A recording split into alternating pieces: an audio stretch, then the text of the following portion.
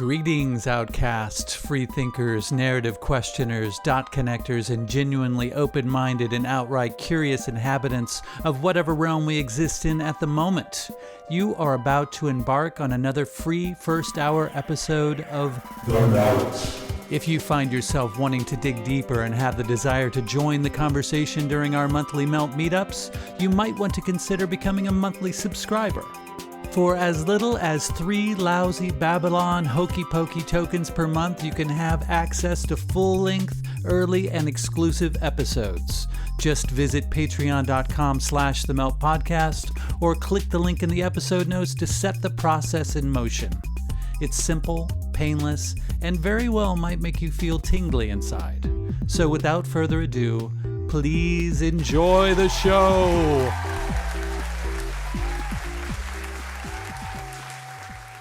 This is Hunter Muse. And this is Chris Snipes, and you are listening to The Melt.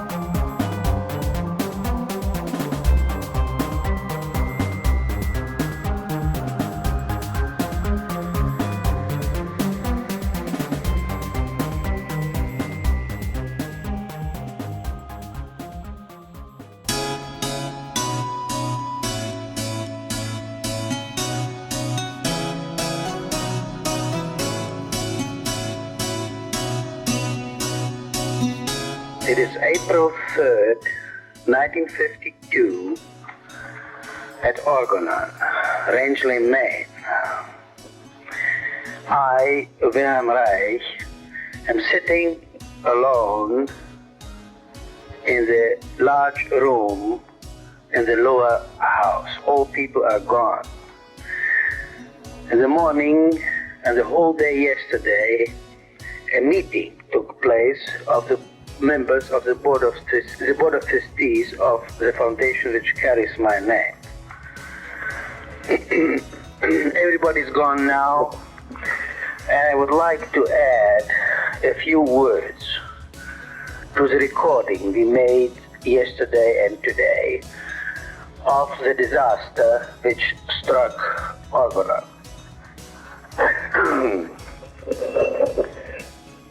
There's nobody here to listen to what I'm saying. The recording apparatus is the only witness. I hope that someone will, at some time in the future, listen to this recording with great respect. Respect for the courage that was necessary to sustain the research work in orgone energy and life energy all through these years. I shall not go into the great strain, into the details, into the worries, the sleepless nights, the tears, the expenditures and money and effort, the patience which I had to have with all my workers and with all my students. I would like only to mention the fact that there's nobody around, there's not a single soul, either here at Orgone or down in New York, who would fully and really, from the bottom of his existence, understand what I'm doing and be with me in what I'm doing. Throughout history, many have made discoveries that would have improved our relationship with our surroundings, our realm's resources, and set our collective trajectory in a completely different direction. Through the suppression of certain inventions, the powers that were attempt to manufacture scarcity and commodify things that are rightfully ours by birth. They attempt to monetize kindness and cooperation, whilst controlling the supply chains to encourage competition and selfishness. This realm has more than enough for all of us, yet we are led to believe that there is only so much to go around, and that which is available can only be acquired by jumping through the prescribed hoops and producing the correct amount of Babylon hokey-pokey tokens. There have been those courageous, forward-thinking individuals who have strived to extricate themselves and us from this mental matrix by helping us to access and uncover frequencies and energies that are natural parts of this realm and which can be utilized to provide us with the abundance that is rightfully ours. One of these courageous individuals was Wilhelm Reich, born in a small village in what is now the Ukraine, and he was best known for his discovery of orgone energy.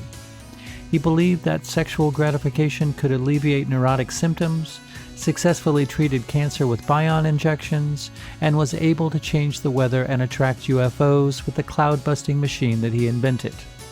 He was later subjected to a defamation campaign by the FDA, which ended up with Reich incarcerated in the Danbury Federal Penitentiary, where he died of heart failure.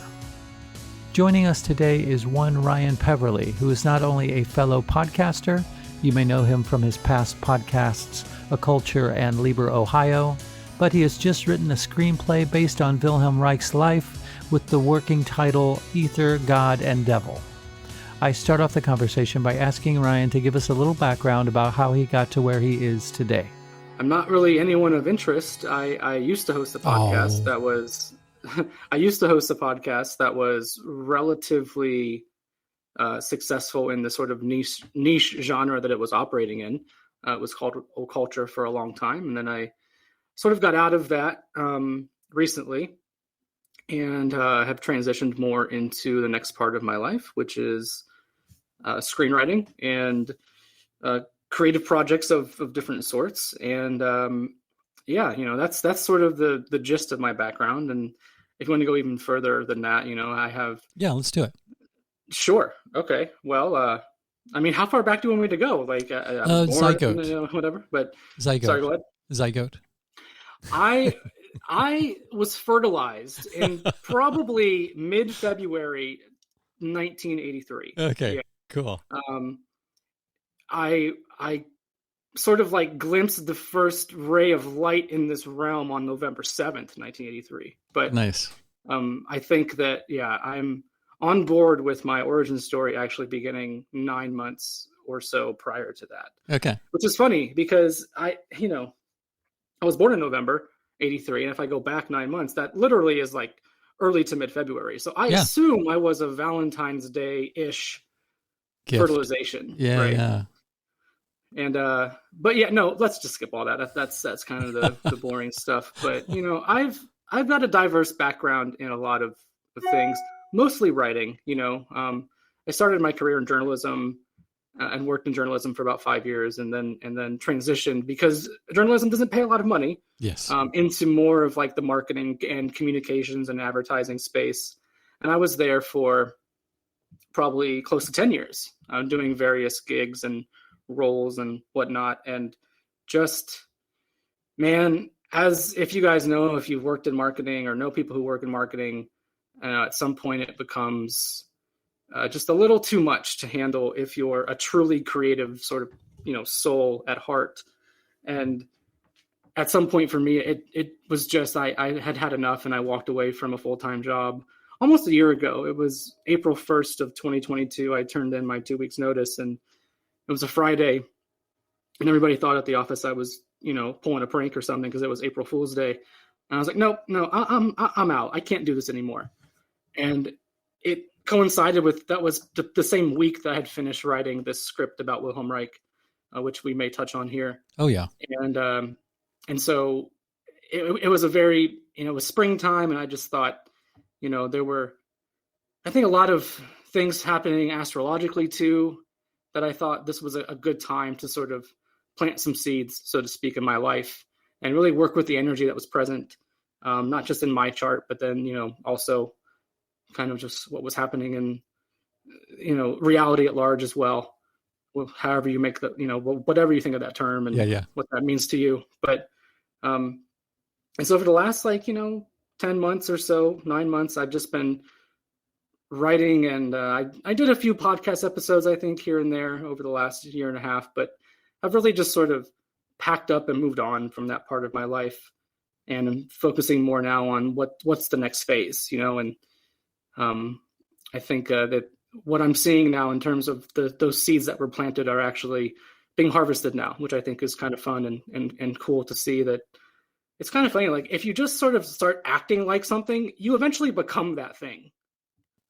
Yeah. And fake it till you make it. Sure. Yeah. Sure. So I'm doing a lot of faking right now.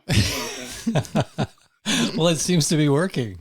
It seems like the screenplay or the script is, there's been some interest in it, right?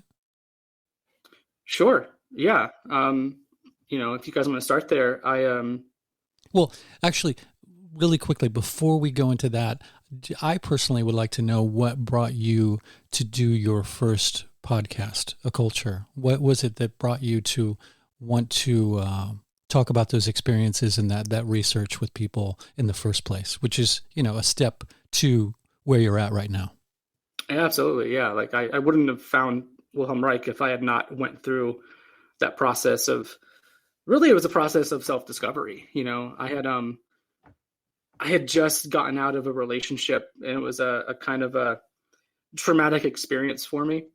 And so the fallout from that was, really heavy psychologically and emotionally for me.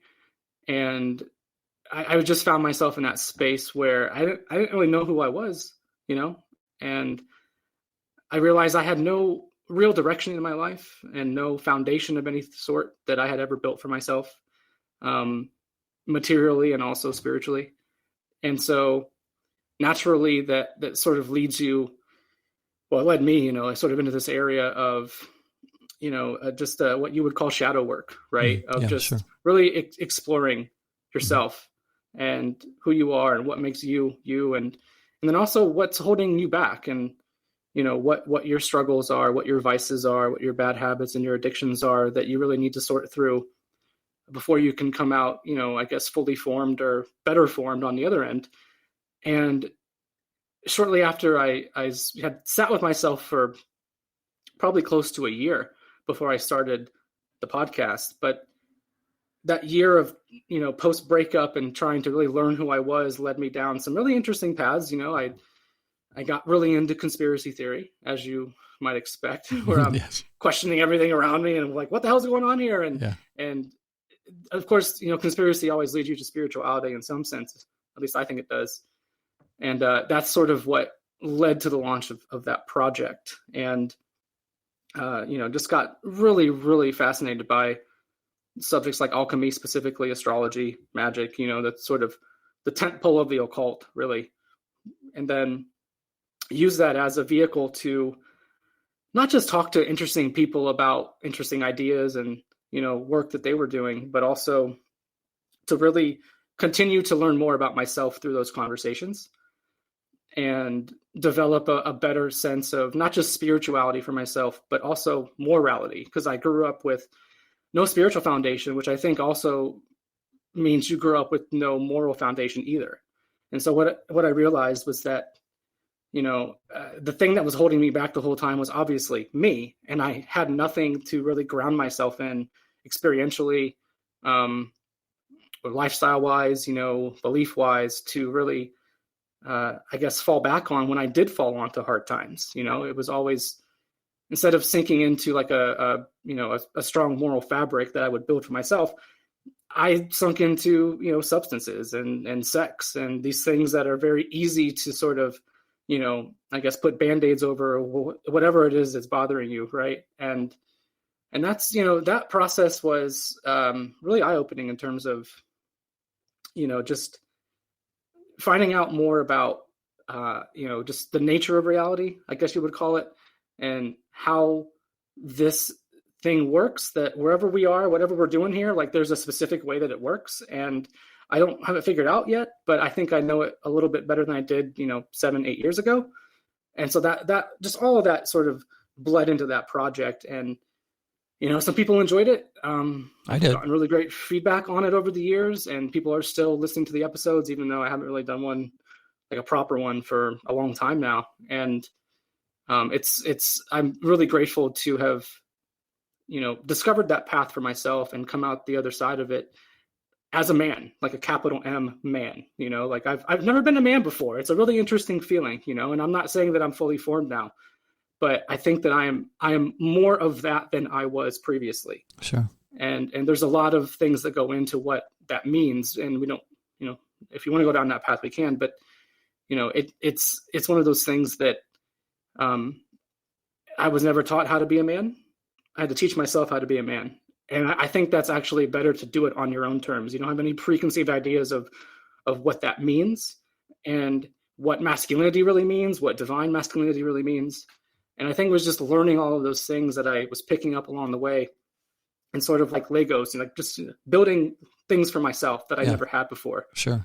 And here we are, I guess. So yeah, if you don't have anything to base it on, it's kind of like starting from ground zero. You have to create it yourself, which means that you're going to craft it from your own experiences, which I think is probably the best place to start with something like that. I would agree. And that's where I started. And I'm probably still there in some sense. I still feel like a lot of times or days I'm on training wheels with everything, but hell yes.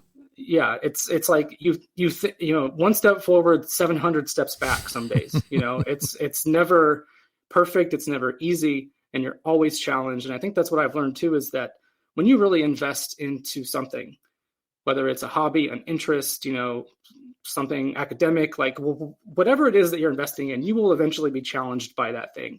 For sure. And if you invest into yourself, you will be challenged by yourself, in some form or fashion. And I got really into the law recently, and I've been challenged by the law recently, and maybe we could touch on that later. But absolutely. It's one of those things where you start to take these things really seriously and put a lot of time and energy into them, and they will come back. They will come back and they will test. How much do you really think you know about this? If you spend all this time messing around in these books and on these podcasts with these ideas, and you really start to implement them into your life, practically, you're going to get tested by them. For sure. And that's kind of the beauty of it. It's also the pain of it too. Like it sucks to go through some of the stuff that, that challenges you to that level, but it's also, it's iron sharpening iron, right? Absolutely. That's how you are tempered, being tested by the actual experience itself.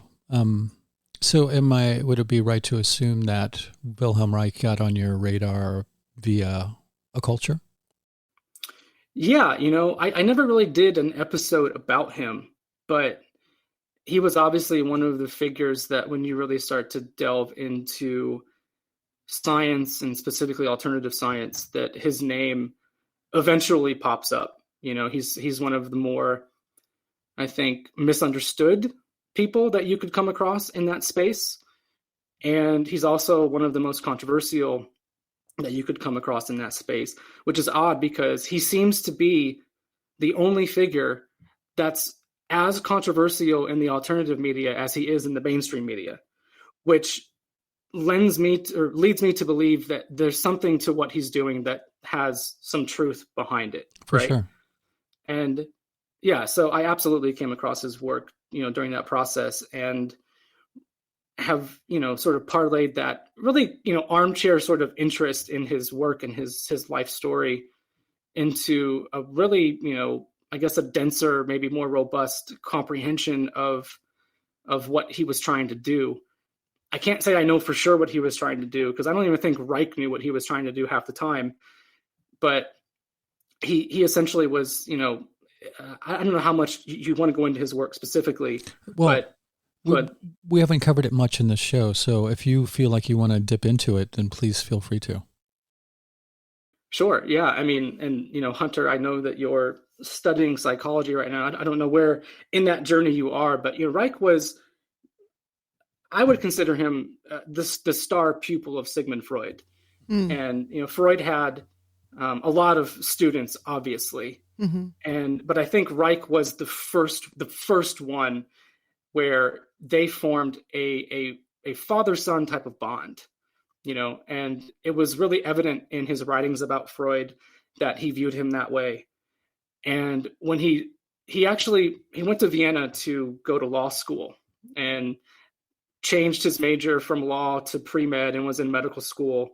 And it was during that time in medical school that he became really disheartened and disenchanted with the way that medicine was being taught, even back then. This is the, early 1920s, post-World War I, where he's going to Vienna to go to school. And he and a couple other med students had really just formed this idea that, medicine was too sort of reductive for their tastes. And there was nothing in the curriculum about human sexuality and what they called back then sexology. And this is what led him to Freud, because Freud was not only doing psychoanalysis, but he was talking a lot about libido at the time. And this was informing his work. And he was giving lectures all around Vienna. And Reich and his friends just went to a lecture one night, and he was captivated by Freud's, the content of his lecture, which led to them becoming, I would say, friends even more than they were colleagues, because they took to each other right away. And so everything that Reich did was grounded in that initial sort of period of his that was Freudian, that was psychoanalysis. And he really just formed one idea or one theory that led him through every subsequent part of his life, professionally speaking. It's funny, a guy in my writers group who read the script about Reich that I wrote had never heard of Reich. And he was like, this guy's like the Einstein of the orgasm. And so I've been stealing that and using that as a way to describe him to people who aren't familiar with his work, just to portray what it was that was really driving his interest, which was the orgasm and sort of sexual energy. And we can talk about that if you'd like. But also that to be the Einstein of it meant that he really was the pioneer in this space and does not get the credit that he deserves for that. And so when I discovered that story, and I talk in tangents sometimes, as you know, so please do. Try to keep me on track if I venture too far off. No, go. But when I discovered that story, it resonated with me as important because of my own life and my own struggles with not really sexual identity, but sexual urges and desires and addictions. And so I really wanted to learn more about that part of myself, which is why I dug into his work. And so to call him the Einstein of the orgasm, what I'm really saying is that he formulates this theory early in his career, probably about 1924-ish, where he comes up with this idea that it's called the function of the orgasm. And what he's really saying is that in the way that Freud talked about libido, driving everybody to their behaviors, this hunger that you can't really quench or this thirst that you can't really quench all the time that builds up inside of you. Mm-hmm. Reich took that further and said, well, if Freud's saying that this leads to some sort of neurosis, which Freud was saying, that if this pent up energy led to sort of mental health issues, Reich said, then all we really need to do is dissipate that energy somehow. And so he came around to the idea of the orgasm as a way to do that. And what Reich means by orgasm, by the way, is not ejaculation, right? Not sort of releasing fluid, so to speak. He was more about the experience of a full body convulsion, all right, which would loosen the musculature and be able to dissipate that pent up energy. And the way that most people get to that is through sexual excitation. And so, but it doesn't mean that you're having, like an ejaculatory experience necessarily. Most people probably would if they got to that point. But what he was really concerned with was getting people to the point where they would have full body convulsions so that they would loosen what he called character armor that had built up and sort of armored them against reality, right? Where they're sort of holding back all of their emotion and their energy and not able to express it properly. And so this one theory, this one idea that he came up with early in his career, after probably a few years of hanging out with Freud, propelled him through the next 30 plus years of his life. And he followed this into, 5 or 6 different areas of science that the further he gets down that path, the more controversial he becomes, which is odd to me because in an era where everybody, wants you to trust the science, what Reich was doing was actually trusting science. And he just followed his one hypothesis to a logical conclusion. He never got there because he died in prison before he could really, put the period on all of his work. But he really was doing the scientific method by taking one initial hypothesis and following it wherever it took him. And it took him into some really, sort of weird areas that we could talk about as well.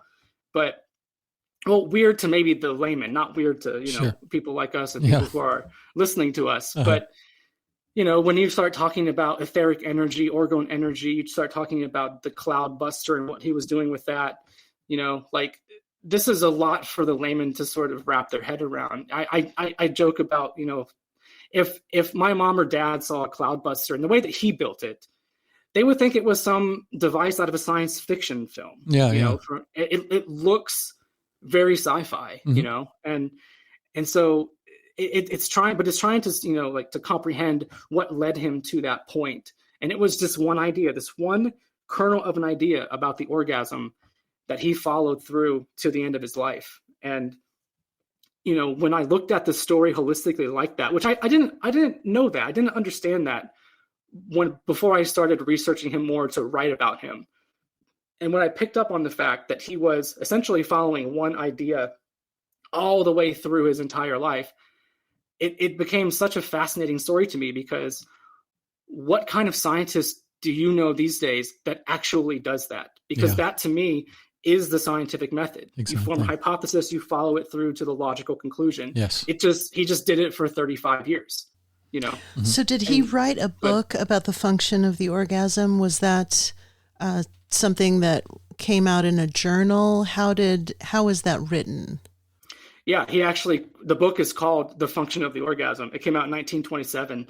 And I think that was the translated German title. It was actually published in English under the title Genitality in the Theory and Therapy of Neurosis. Now, you would find it today under the title The Function of the Orgasm, but that was published in 1927. And it was met with pretty much critical acclaim from the psychoanalytical crowd. Freud famously was gifted a copy after Reich finished writing it, and it was a really thick manuscript. And he hands it to Freud at Freud's 70th birthday party, and Freud just looks at it and he goes, "That thick?" And it was kind of insulting, that he's like, Sure. "Why would you write this much about the orgasm?" And then Freud gave it an endorsement, a few months later when it was more formally published. But it was actually kind of the beginning of the end of their relationship, if you really want to trace back those details. But he did write that, and it was published, and it became, like I said, pretty groundbreaking at the time, because nobody had published any sort of, literature like this before. Didn't he let's try and get the words out. Didn't he say, or didn't he think or postulate that fascism was rooted in sexual repression? He did. Yeah. So that was one of the more interesting parts of his life and this is what leads to the fallout with Freud actually, is he continues to follow this into what he called sexual politics. And this is where he combines, he actually becomes a communist for a short period of time, or at least he has support from the Communist Party, but he really gets into the teachings of Marx and Friedrich Engels. And he's looking at how, the sort of working class being suppressed and repressed sort of leads to the same sort of neurosis. And because of that breeds this idea of fascism. And it's not necessarily the sort of ruling class that's embodying this. It's they're more like a reflection of this in the working class, because the working class is so pent up, with this sexual energy. And so the working class themselves become fascists. And so their leaders then take on that same sort of persona. They wear that same sort of mask, if you will. And so that was something that he worked a lot in the sort of later 1920s and early 1930s, up until he's kind of fled Berlin because the Nazis were taking over. And he was a Hungarian-born Jew, and so he was going to be persecuted not just for his work but for his ethnic background as well. And so he had to get out of town. But the whole thing about fascism, and he wrote a book about that too, called The Mass Psychology of Fascism, which was about this very topic, like about how this sexual repression leads to a more sort of fascistic way of seeing the world. And because the working class sort of embodies that because of their repression, the leadership sort of mimics that. I don't think he would say that in quite the same terms. And by the way, all this stuff that I'm talking about, I have my own interpretation of Reich's work, which is where a lot of what I'm talking about comes from. You can look up the actual details and such of what he said about, specific things. But the interpretation of this is, when I read his work, this is where I'm coming from, is this mass psychology of fascism is more like a projection from the working class onto their leaders. And then it's kind of like if you take an honest person and you continually call them a liar, they'll probably turn into a liar at some point. They kind of take on that persona. Yeah. And that's kind of what I think what he was getting at was this sort of crowd psychology, right? That breeds this sort of like fascist worldview. Then it gets projected onto the canvas of reality. And then so your leaders step in and they play the role that you've assigned to them, almost sort of psychologically, which I think is an interesting way to view politics all throughout history, especially the last several years that we've lived through, especially here in America. You can see Trump being like a reflection of specific types of people, and Biden being a reflection of specific types of people. And I always view like whoever's in office presidentially as a sort of kind of a snapshot of where we are collectively psychologically, and maybe that's naive of me to think that way. But I think Reich was sort of dancing around the same idea, is like you kind of get the leader that you deserve, based on where you're at, psychologically speaking. So I would think that it's kind of a top-down thing from my perspective, because if you look at like economic status and the number of children people have, it's usually people, and this is anecdotal, of course, that come from lower economic status that have more children, and people from a higher economic status have less children. So I don't know that I necessarily agree with this idea of repression in this working class. It seems to be kind of the opposite of that the repression is coming from the predatorial class or the elite class, and it's really about controlling people and their behavior. So I don't know. I just wanted to throw that in as maybe a different perspective. No. And I would agree with that. Like, I think on the surface, that is something that is true to an extent. I wonder if the sort of what we call the ruling class or the elite or whoever, I wonder how sexually repressed they really are, because if some of the stories that I've heard are true, and, stories that you've heard, is that they have quite an interesting sex life, where they might not have the sort of pent up sexual energy. I do think, and maybe we have to draw a specific line in terms of, historical markers as to where that, because both can be true, right? Like exactly. There could be a version of that Reich was working with that he sees in the working class that is not necessarily reflected in the elite class, because he was running in these circles. He was also a Jew, obviously, but he was in a very sort of elite, aristocratic type of group in Vienna at that time. And so, and I'm not saying that, that there's that only one of these can be true. I guess I'm saying that maybe at some point that did shift, right? That did shift, and the sort of ruling class became more repressed, or use the sort of the idea of sex as taboo, right? To sort of enslave the working class further, which I think that there's absolutely evidence of that, right? Like Reich's whole point was not whole point, but part of his point was that a sexually liberated person is is not easy to control, Right. right? You cannot keep somebody who's truly liberated in states or constant states of fear and paranoia, right? They will eventually rise up and overcome, so. And maybe some of that shift happened when we went from an agrarian culture to more of an urbanized culture, because you had people who were having 10 to 15 children who were working on a farm. And that doesn't necessarily mean that the female was enjoying those sexual encounters and having orgasms. She was maybe breeding or procreating, but not for with the intention of sexual pleasure. That could have been an adjunct, but maybe not necessarily the driving force of that. And when you move into a more urbanized culture where you have people that are working in factories, that shifts the energy where you don't necessarily have 10 and 12 children to support living in a tiny apartment, for an example. You're not living on a farm, now you're living in an apartment in a city. So that could have been part of that pivotal shift. And I think when we're talking about like the predatorial aspect of these, I abhor the term elite because I don't find these people elite. I find them predators.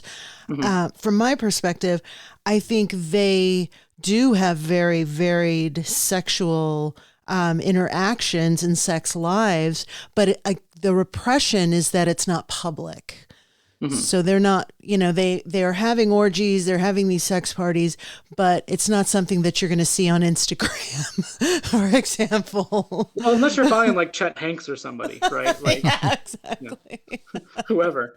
No, but I would agree with that, and I think the urbanization of things definitely, that shifted a lot of things about, the sort of human story, right? Or the story of man. I don't like that term human anymore for reasons that you guys know. Yes. But no, I would agree with that. And I would say that there is definitely some sort of shift that happens in this repression, right? That while the working class may have been repressed at some point in whatever way, that these propagandists, right? These predators, as you call them, learned more about this. And it was probably through work of guys like Reich, who were extremely intelligent and brilliant thinkers. And it's taking research like that and applying it, like experientially or experimentally to the working class. And once they figure out that sex has this, or sexual energy, let's not say sex like that's too general, but sexual energy has this really, really, sort of powerful hold and impact on you as a man or a woman. And if you can harness that and use it against somebody by making it either taboo to talk about, making it shameful to talk about, you're really you're planting those seeds of repression and repressed energy in the body specifically. Yeah. And it's a way to monetize it too. Sure, because when, it's kind of like you push all that down and you don't acknowledge it, you don't embrace it, you don't exercise it. You eventually are going to seek out ways to do that, probably in private, but that includes just like, going and watching a movie, right? Where sex sells through television shows, so this is how they sort of like, they make it taboo, yet they stuff it right in your face, And this is why pornography is free on the internet, because they want to, that's another mechanism of control. And Reich was very much anti-pornography his entire life.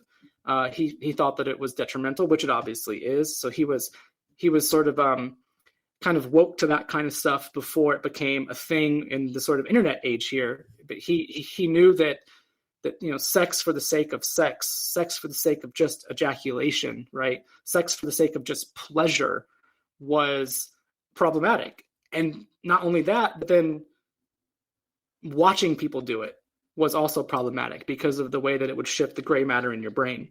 And so, sorry, I'm kind of lost my train of thought there, but no, it's okay. Oh, so if it's for something other than procreation, what is it for? An expression of love or an exchange of energy? How does he categorize that? For him, it was more of an energetic release. Like it was just a natural sort of buildup that needed to be expressed, right? And so he tied this, mostly to kind of your emotional state at any given moment. And the more emotion that you couldn't express, the more that it built up inside of you. And what this energy really was the creative energy that you would call now, like being connected to source and, sort of that godly type of creative force that we all have inside of us. When that wasn't able to be expressed through things like speaking or touch or whatever else, I guess, however other ways that, that you could express that emotionally speaking, that it would get pent up and you would not be able to really function properly, that it would lead to neuroses of all sorts, and which is what we would call mental health these days, just mental health disorders and whatnot. So I don't know if that answered the question, but yeah, definitely. So then after sort of collecting this information on Wilhelm Reich for, I don't know how long, over years, I would imagine, how did that turn into the inspiration to make a script out of it, to want to tell that story? Yeah, I think I'm more in the camp of like these days of we need to tell better stories, not only about, kind of culture and other people, but we need to tell better stories about ourselves to ourselves. And when I really dug into Reich's work, it became apparent that not only was this guy fascinating on the surface, but he had not done the work himself on himself. And so he was the analyst who didn't use his analysis, his analytical skills to really create any sort of self-awareness about him and his life and what he went through. And so when I dug into his backstory, kind of as a young person, as an adolescent, it became really clear why this guy was interested in what he was interested in. And I'll talk briefly about that if you don't mind. But yeah, please do. He was 12 years old when he caught his mother having sex with their live-in tutor. So she was cheating on his father. And he didn't just catch him once. He watched them have sex. He wrote in his diaries and journals about this. He would watch his mother have sex many nights with this young, kind of like strapping tutor that they had. And he got so, I think, bothered by it on some level that he eventually told his father about it. And then he watched his father beat his mother repeatedly for this. And then she ultimately committed suicide. Wow. And so he was 12 years old when all this happened.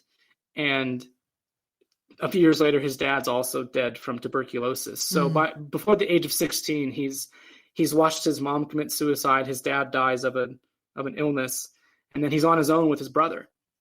And so seeing that, and then seeing that, like, not only did his mom commit suicide, but what led to that, his sort of, observation of the sexual act that she was performing with this, not her husband, right? Not his father. Yeah. And then him telling his father, and then just that cascade of events, right? That domino effect that has in his life. For a 12-year-old boy, who then goes on to become what we just called the Einstein of the orgasm, it made sense that there was such like a repressed sort of sexual trauma that came from that event, that I think he was constantly trying to work out for the rest of his life, but was very sort of infamous for never talking about his parents to anybody. And so when you become a psychotherapist or a psychoanalyst in the 1920s and you're trying to help people through their own childhood traumas by talking about them, and then, he obviously moved into more of what we would call like, touch therapy, massage therapy. He wouldn't call it massage, but, just kind of observing posture and musculature and how it moved and how it held tension and then working it out. Just doing all that for patients, but never doing it for yourself became such just an interesting thing in the subtext of his story, right? And how, losing his mother, and he was married 5 different times. And I think what he's doing is, he's trying to find his mother in every woman that he connects with throughout the rest of his life. And his dad dies early. They did not have a good relationship after that, obviously. But then, his relationship with Freud, he struck up a relationship later when he came to America in the 1940s with Albert Einstein. And I think he was constantly looking for these fatherly figures for approval, right? He wanted not just Freud's friendship and respect. He wanted a father figure. He wanted his approval, right? And so, they had a falling out later in life, and it struck him in the same way that it would like losing your actual father. It could have sort of set him back a little bit too. And so just seeing these different things and how they played out in his life, and then looking at the actual work that he was doing and how important I think it is, it just made sense that like this guy needed a proper sort of representation of his life and his work that was emotionally resonant, because the work speaks for itself. It's interesting on the surface to just dig into it. You put a cloudbuster in a movie trailer and people might get interested in that, but there's no narrative to that. And so finding the narrative to, who he was as a man and what really informed his own character in his entire life was kind of something I stumbled into during the research. And then I sort of sat down one night and I was like, you know what? I was having a conversation with a friend of mine, and Reich just sort of came up organically in the conversation. And I sort of half fibbed. I was like, oh yeah, I have a story about Reich, kind of like half written. And what I did is I had an outline half written. I didn't have like a script, but I had been thinking about it for a while, and then just like using that conversation as a jumping off point to sort of to actually sit down and write the rest of the story was how that came about. But yeah, it was years of listening to people talk about Reich. I wasn't really taking notes or anything. I didn't really start to read his actual work until probably a month or two before I started writing the screenplay. It was, and as if my sort of work ethic and research process, I was deep into it for a long time, just like all day, all night, reading, and then writing. And so like once I made it through a few books and got the outline done, that's the script was done pretty quickly, probably 2 or 3 weeks that I wrote it in. But it was a whirlwind, man. It was like February, March, April of last year was just, constant, just plugging away, man, just trying to finish that story so that I kind of had something to propel me into the next phase of my life. Really, it's kind of selfishly what I was doing too. So what I find so fascinating about him is that we're talking about two people, Freud and Reich, who experience a tremendous amount of repression in their own personal lives, and they both have issues with feminine energy, with women. So you're talking about someone who, yes, he was looking for a father figure, absolutely, but I think both of them had such intrinsic issues with their mothers that the fact that he watched his mother have sexual intercourse says really a lot more about his desire to understand the feminine and control the feminine. And by revealing what she did to the father, yes, it was trying to create some relationship with his father and align himself with his father. But I think there was also a curiosity about what he was seeing and perhaps some degree of sexual arousal there by what he was seeing. So both of them have, it's so easy to distill it down and say they have mommy issues, but I think most men to some degree have issues with feminine energy, mother energy. So I think that is a really interesting kind of maybe a structural place to delve into in this story. I don't know how deeply you went into that in your script.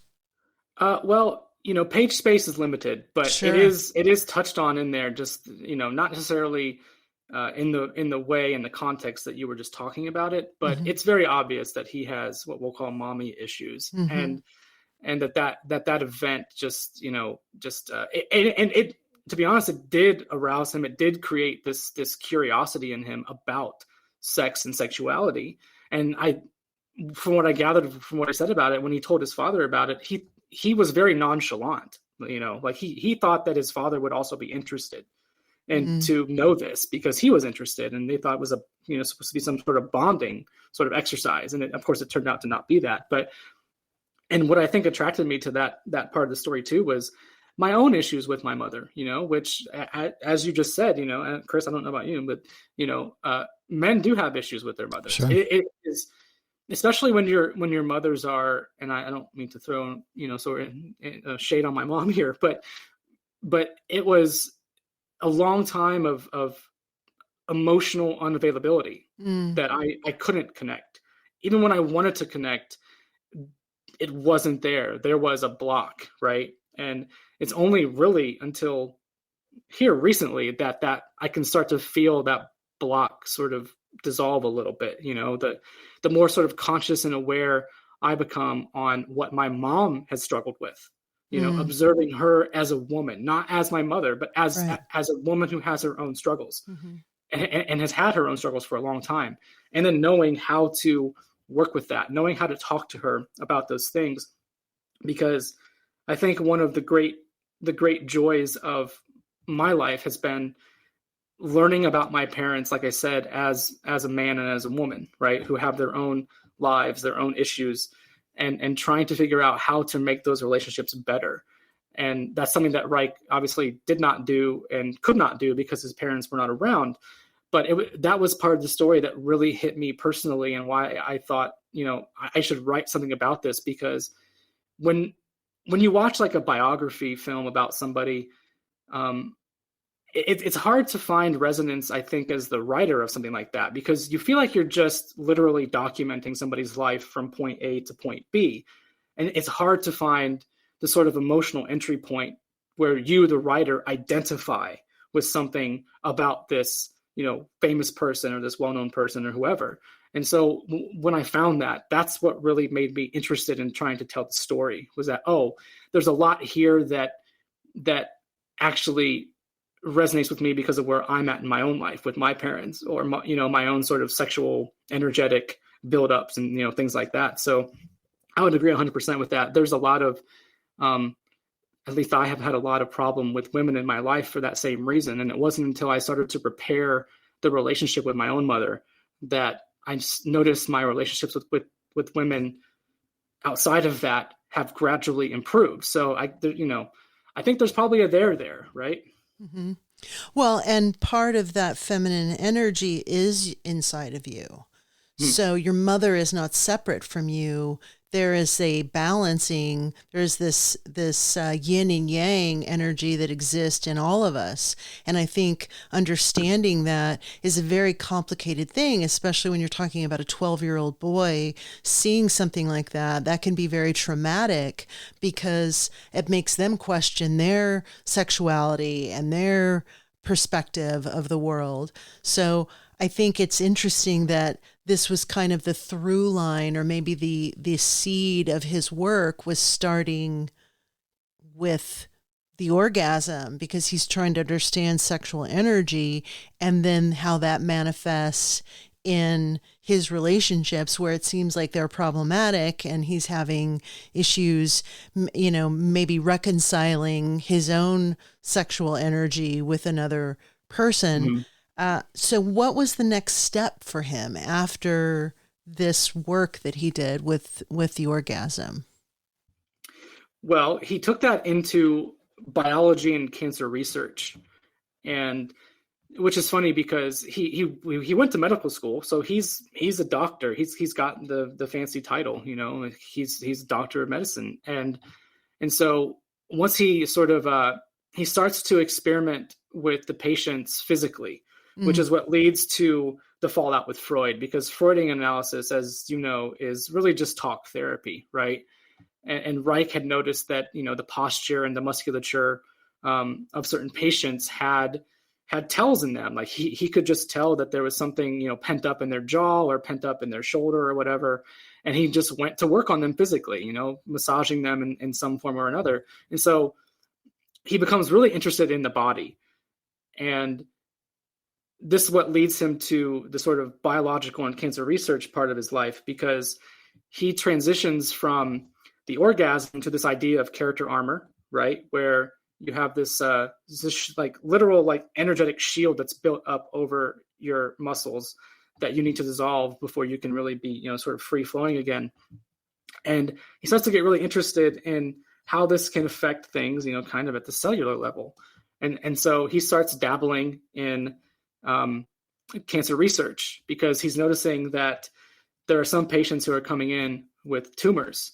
And when he starts to go to work on them, the size of the tumors goes down. And so he starts to do more experiments with this. And this is, he's having success, kind of taking what he calls bions, which are sort of like little amoeba-like creatures that he finds in plant matter. Because he starts to experiment with a bunch of different things. And it's too much to get into right now in terms of all the details. But I'm trying to just bridge sort of like the analysis to the more sort of orgone energy phase of his life. And it's this biological phase where he just naturally gets interested in life forms and how life forms are generated. And he gets into this weird sort of phase where he's experimenting with these little amoeba-like creatures. And he notices that they are sort of spontaneously generating. And they're doing it in all kinds of different atmospheres, right? All kinds of different environments, and it's sterile, non-sterile. And so he starts to wonder, like, is there some sort of like energetic component that is allowing these things to sort of spontaneously regenerate? And turns out that's what he calls orgone. And so now, did he write about this? Yeah, there is a ton of stuff out there about this from this time period. Let me just throw out some titles in case the listeners are interested. And so we're talking about, let's see. I have a list here. Then I'm trying to figure out what period I'm talking about here. So, character analysis. We've talked about that. And we can also put these in the episode notes. That would be wonderful. Sure. Yeah, as you can like just a send reading us. list. That would be wonderful. Yeah, let me just kind of skip over what the titles are, because I can't, for some reason, I can't find my list of all the work. I just have select titles here mentioned. Just send it to me later. Okay. Yeah. Either way, he does write about this. In fact, there's a lot of stuff about orgone and the biology stuff in a book called Ether, God, and Devil, which is where I took the title of the screenplay from. Ether, God, and Devil? Mm-hmm. Yeah. Interesting. One of my favorite books, because it really gets into the idea of orgone as a cosmic sort of energy, which is where his work becomes really controversial. So maybe we could like reset to where we were, since we have decided to go longer here. Absolutely. And just so I can get back on track, if that's okay. Of course. Okay. So where do you want me to pick up at? I would love for you to pick up at the point where you started to talk about orgone energy and shifting over from the biology.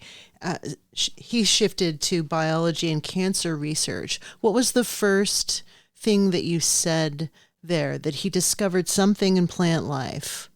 Yeah, so this is the early 1930s, and this was post, he went to Oslo, Norway, and really started to dig into biology there. And so he conducted this series of experiments over the case of a few years called the bion experiments. Okay. And a bion to him was a sort of like, do you know what like T bacilli are? Sort of like it's a type of bacteria that's usually found in cancerous tissue.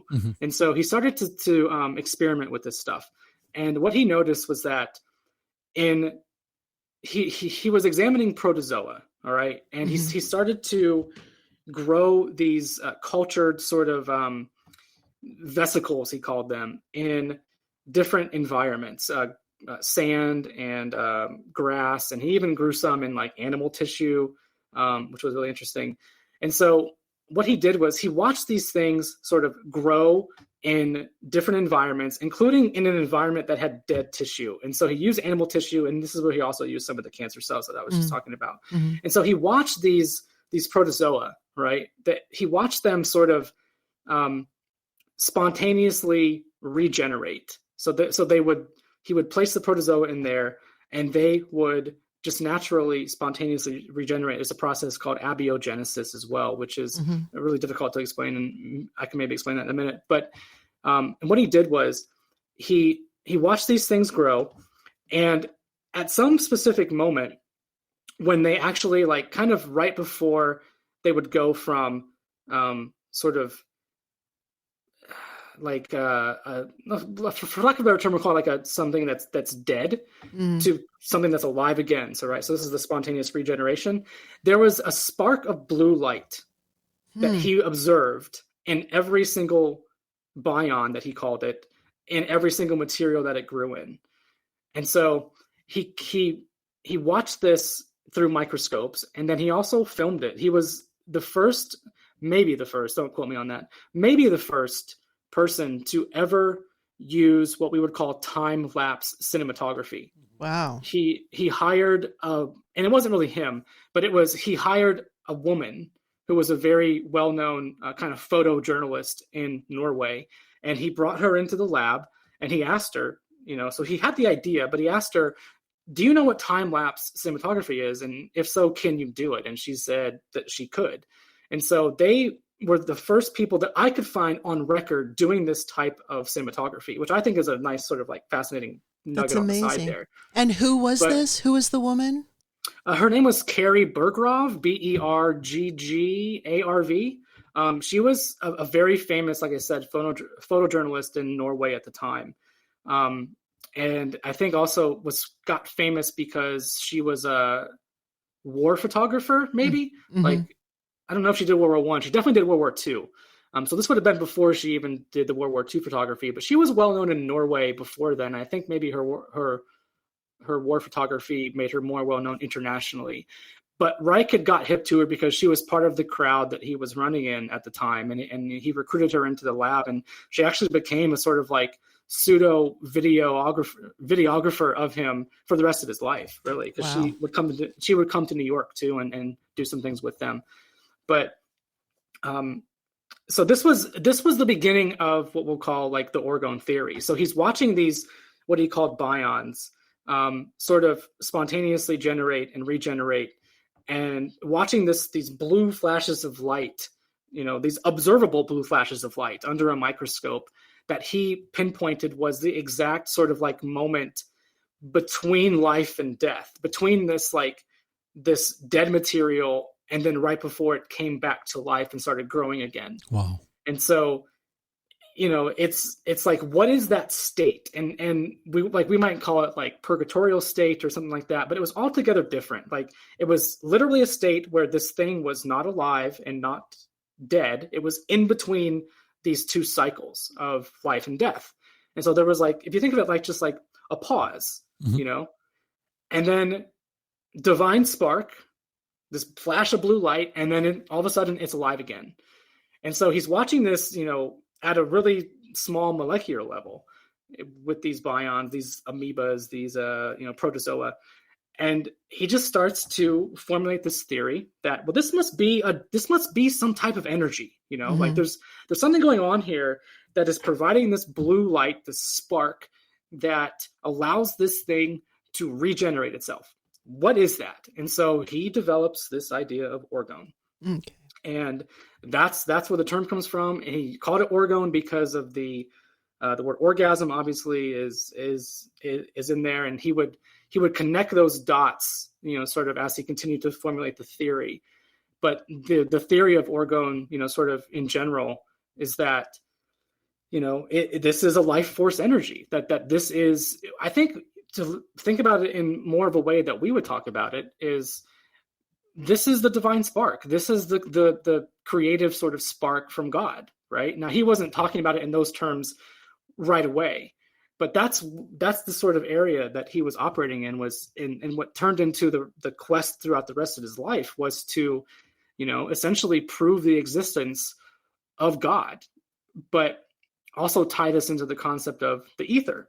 For sure. Well, is there any place that you'd like to steer anybody who's listening to your work? Do you still have your Substack? I do still have the Substack and the Patreon mm-hmm. That you could check out. And I think it's patreon.com/LibraOhio.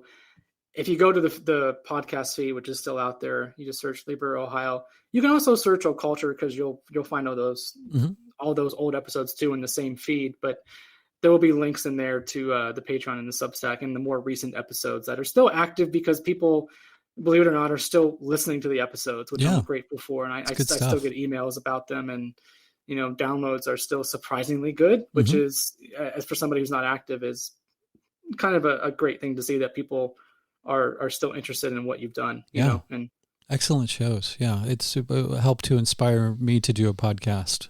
So I remember that, dude. You sent me a message on Facebook many years ago before you started this show, and you asked me for advice. Yeah. And I was like, who the fuck am I to give you advice? I don't know what I'm doing. And here we are. But I was grateful that you reached out, because it was getting messages like that showed me that I was doing something that was resonating with you. Yeah. And you thought enough of me to reach out to you know, pick my brain about whatever you even asked me about. And I don't even know what I told you, but I hope I gave you some good advice. Absolutely. Absolutely. I'm here, right? You guys are here. And by the way, I do want to say that too, because I've listened to your show, Chris, when you were doing it by yourself. And then I think when you added Hunter, that there was such a dynamic shift in the ether for the better. Like this was not the sort of devil manifestation of it. This was more just like, I don't know how you guys approach these conversations, but I can tell that you guys are, one, a great couple. Like that, I don't know what your relationship is like privately, but I can tell by the dynamic that you guys have together on air, and I hope it's not a persona that you're putting on, but it just seems like that you guys have such love and respect for each other. And I think that is a beautiful thing. I don't think you consciously share that. I just think it just comes out naturally because that's who you guys are. And so that dynamic, when I picked up that shift, I realized that like, it's kind of something that I was searching for too, you know, just like someone that I could maybe co-host and co-create with in that sense. I just never found the right dynamic that I would want to explore in that way. And the fact that you guys have it at home all the time is really beautiful to me. And I think just sharing that on some level with your audience, even if it is through conversations like this, is inspiring. You know, like there's an energetic sort of thing here in what you guys are doing that I think did shift over time for the better. And I think your episodes have actually gotten better because of it. Not that they were bad to begin with, Chris. Oh, no, I totally agree. I'm just saying that like, there's another level, you know, if you talk about film and screenwriting, there's a different level of subtext there now. Like I get that like you guys are in a relationship and that you guys are happy and it just seeps through into the conversations, and you still maintain curiosity after all these years, and you're still interested, not just in who you're talking to, but in each other. Which is beautiful because, you know, it's hard to find someone that maintains interest in you for a long time. Absolutely. So fingers crossed. Thank you so much. And also, please send us that list, that reading list, because that I know our guests, our future guests, and our listeners would really love to drill further into Reich. Yeah, and thank you for those kind words. He's got an extensive biography, so I'll pick out kind of the greatest hits, which still might be a lengthy list. But he wrote a lot, and he was a very prolific writer. And but I'll pick out the things that sort of maybe best represent each phase of his work in his life. Okay, fantastic. All right. Thank you again. Yeah, thanks so much, Ryan. So appreciate your kind words. Yes. And we are sending you lots and lots of love and positive energy on your project. And seeing it, I can see it on the screen. Yeah. So know that it is happening. We're already at the premiere. Red carpet, baby. Yeah, well, thank you guys so much. And, you know, Hunter, good luck with your studies, obviously. Thank you. Hey. Hello. What'd you think? I think that we had a very interesting, long, deep conversation with Ryan that I was not anticipating. I honestly walked in not knowing what we were going to talk about. I didn't know the Wilhelm Reich element. Yeah, just in case there ends up being any editing snafus, the story was that we weren't going to do the interview. You are on camera now. Sorry. I had to yawn. I'm a human. That proved it. That's true. Yes. The internet rumors can cease now. What was I going to say? Oh, it's going to be 2 hours. Then Hunter turned out having a heavy workload as far as homework is concerned. We're going to knock it down to 1 hour, which Ryan didn't know until basically right before our conversation. Yeah. Poor Ryan, but he's so flexible. He went with it. Whatever we wanted to do, he was right there. And then in probably, 10 minutes before the hour was up, Hunter writes me a little note and says, let's keep going. which is great. I was hoping that you would get captivated by the topic, and there's a lot to dive into as far as Reich is concerned. And I know very zero about him, other than very zero. Very zero. Except for the orgone element, which wasn't even necessarily like the follow-up to the orgone stuff I know about. Yeah. But I didn't know about his relationship with Sigmund Freud. I didn't know anything about his personal history. And so I saw layers developing that were going to develop long before we got to like really the meat of the conversation. And I just wanted to kind of go with that because this is the area of study that I'm studying. And so it's fascinating to me. So yeah, that's why I took one for the team and just kept going because, you know, homework, I have until midnight to finish it and I will do it. Well, I would like to think that too, you got wrapped up in the topic. I did. That's what I'm saying. Good. Okay. That's exactly what I'm saying. I Fantastic. totally got wrapped up into it. Cool. Yeah, and that's why I was a little puzzled, but I guess I didn't realize to what extent that you did not know about this subject. So I know the name. I guess, you know, I heard Wilhelm Reich. I assume he's a Nazi. So I knew nothing about him. Racist often? I knew nothing about him. So I walked in. Well, I knew that there was some history with the Nazis of him maybe being shoved out of Europe and, you know, but yeah, I didn't know if he was part of Paperclip Sure. or what his whole deal was. No, I not at still am curious about Tesla. I feel like there's some overlap there because they both seem to be very similar characters. Yeah, kind of in the same level of notoriety or infamy. Tesla, for some reason, seems to have gotten a little bit more airplay, but Reich, I think, had as equal, if not more, fantastic discoveries that he came across in his life. And we didn't even, we get into the UFOs? He did there for a second, didn't he? The saucers, flying saucers that used to come while they were cloud busting. Dipped very lightly into it, but didn't really go into any detail. Well, I encourage you to go to Libro, Ohio, and whatever podcasting app that you listen to, or go to the website and listen to the episode where he's reading a part of the script. I think he's reading the first 5 pages or something just to give you a taste. And it's going to be amazing. It is amazing in the future already, and I can't wait to see it for the second and third time.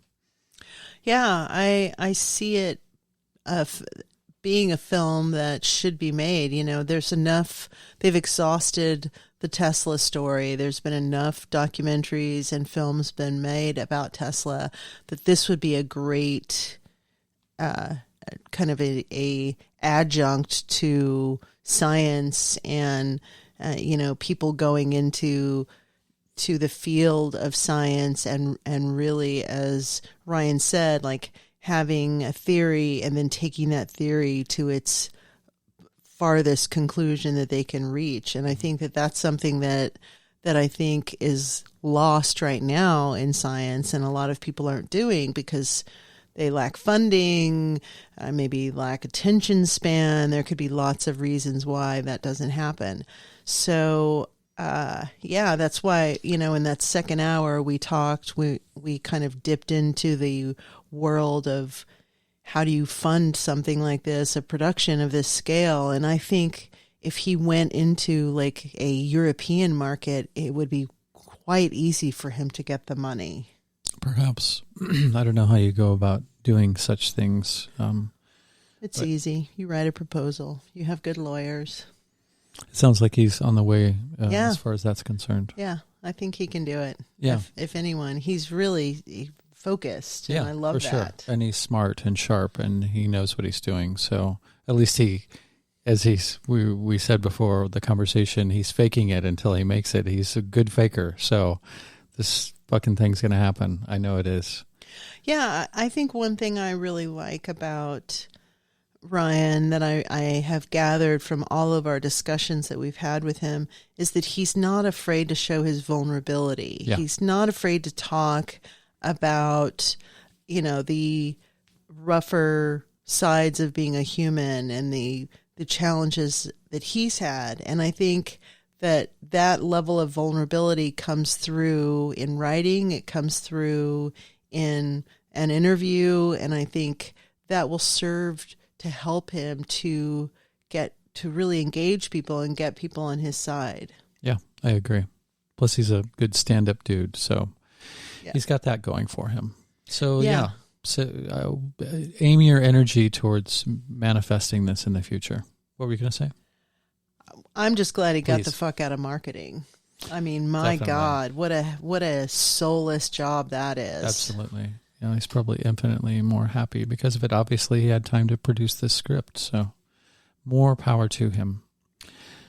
Yes. Did you want to say something about the second hour? I am really glad that we touched upon the book Ether, God, and the Devil, and that he talked about the woman who actually helped him do the filming of the Time lapses? the Bion experiments that he was doing. I wrote it You have a down hard time reading your own handwriting. because I don't have and I don't You're- have my glasses on. Uh-huh. And the Bion experiment was the spark of blue light that he talked about. And her name was Carrie Burgarv. And I just kind of guess, I think he spelled her last Yeah, he name did. as He did. Berggarv. And she was a Norwegian woman who was a photographer of, like a photojournalist who worked on the Second World War, we know for sure. So yeah, he went into the beginning of the orgone energy, and how that developed for him, how he named it. But these blue flashes of light, how he describes them, how Ryan describes them, is that it's the stasis, the point between life and death. We talked about orgone accumulators. That was another thing. He was very fascinated by the fact that William Burroughs had a orgone accumulator in his backyard in a shed that you mentioned. 5 minutes away from here. And he discusses his own tower busting experiences. Yeah. Where? Well, you'll just have to listen to find out. Which I love. I love that he's a renegade. He went out there and did it. Yep. So another shout out to Mitch, the orgone donor that we love. Yeah. So, yeah, a great episode. Thank you, Ryan, for coming on. And as we mentioned in the last hour, he was partially the inspiration for me starting this podcast in the first place. I was an avid occulture listener and got lots of ideas, took lots of cues from that. So thank you, Ryan. Hopefully we can serve the circle, complete the circle here. Yeah, I think we're having a different experience because we're doing it together than he talked about. He talked about kind of a masturbatory level of doing a podcast and wanting to create your own art as opposed to listening to other people, talk about their art. And I think, from my perspective, I think maybe it's because I'm baby new and doing this. I think I have a different outlook. I feel like we are manifesting and we are creating conversations. We are creating ideas and thoughts in people's minds, hopefully the listeners' minds. I feel like we're contributing to the world. So for me, this is a form of art, and it's a form of art that I really love. And I really love that I get to do it with my life partner and the person that I feeds my soul and that I enjoy. And so I think that's the element that maybe Ryan, who by his own admission didn't have. And so I think that's what makes our situation a little bit different, because I feel like we're growing together as we do this. Yes, absolutely. And right back at you.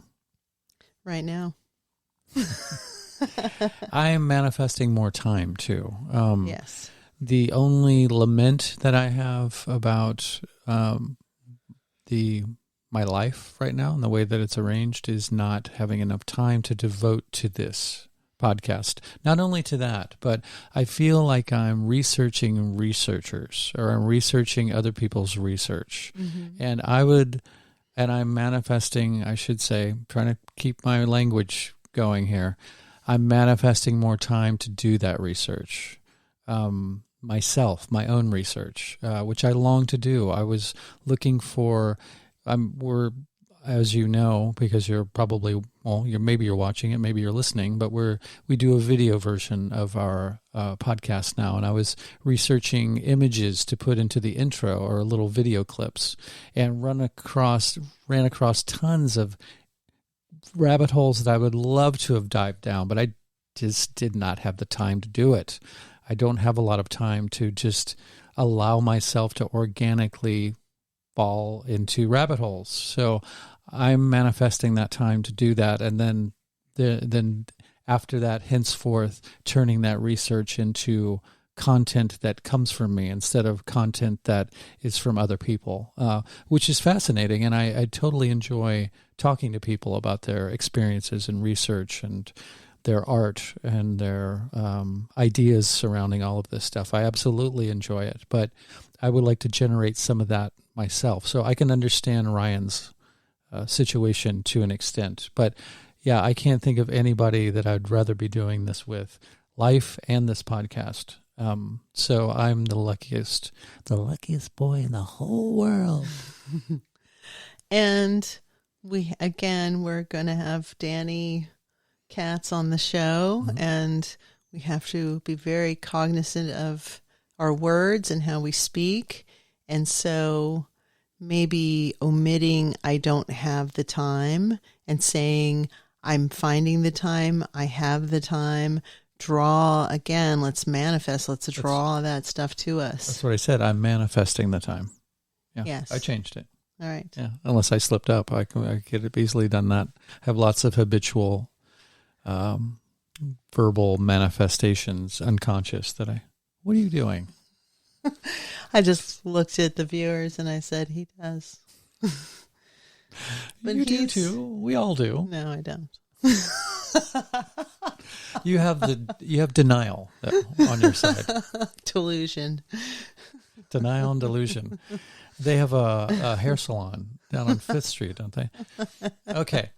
We should go. You have studying to do. I have so much shit to do. I have podcasts to edit. Yes. Thank you all so very much for listening. Yeah. Much love to you. And watching. And watching. Please send us your feedback, your guest ideas, your casserole recipes, your praise, your blame, to the Melt Podcast at protonmail.com or hunter-muse@protonmail.com. And please, but don't send me your blame. It's not my fault. Okay. I was just joking anyway. Own it. Own your reality. Our audience is not a bunch of blamers. I can sense it. I can feel it. No, they're good peoples. We love them. Please share. Please share this stuff. Spread it around. Get it out there. It's going to mean more coming from you than from us, because people trust you, people love you, and people like hearing what you're interested in. So any help that you can give in that area would be greatly appreciated. So thank you all very much for listening. Much love. And there's incredible stuff coming down the pipe, and I'm very excited to give it to you, to pass it along. So until next time. Yay. Ta-ta. Meow. To hear the full-length version of this episode, get access to exclusive and early episodes, and participate in our monthly Zoom meetups for as little as $3 per month, just click the Patreon link in the episode notes or visit patreon.com/themeltpodcast. Contributing financially will help to make this podcast my full-time gig that I can devote more time to and allow me to create more content. Other ways of contributing would be giving us a favorable review or rating wherever you get your podcasts, subscribing to us on YouTube, spreading the word wherever you and your tribe congregate, or just by sending us your positive thoughts and intentions. In a quantumly intertwined and holographic multiverse, these also go a long way. Thank you.